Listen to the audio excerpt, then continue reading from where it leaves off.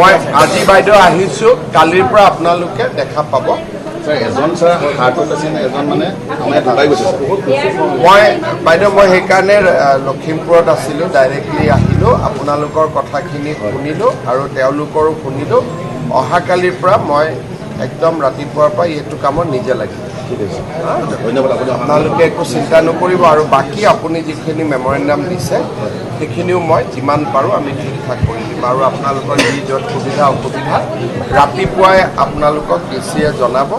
মই প্ৰত্যেকখন ঘৰতে কেনেকৈ সহায় কৰিব পাৰোঁ, কি কৰিব পাৰোঁ, গোটেইখিনি মই আজি ডিচিৰ লগত পাতি আপোনালোকক অহাকালি জনাই দিম। ঠিক আছে। মানে এই যে 350 ফেমিলিজ তেওঁলোকৰ পুৰা লিষ্টিং কৰি ONGCৰ পৰা আমি যিটো কম্পেনচেশ্যন কৰাব লাগে আপুনি সেই চিষ্টেমটো বনাই দিয়ক।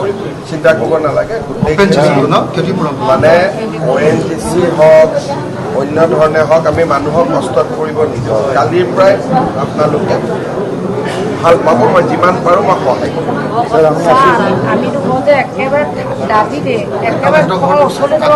নাই সেইমতে যোন বেছি দাঁতি তাৰ কষ্ট বেছি হৈছে গোটেইখিনি আমি ঠিক কৰি দিম আৰু MLAকো জনাই ৰাখিম। আমাৰ বিমল বৰাও আহি থাকিব। গমে আপোনালোকৰ মই গম পাইছোঁ আপোনালোকে নহ'লে ইমান কষ্ট দিয়াত কিয় থাকিব।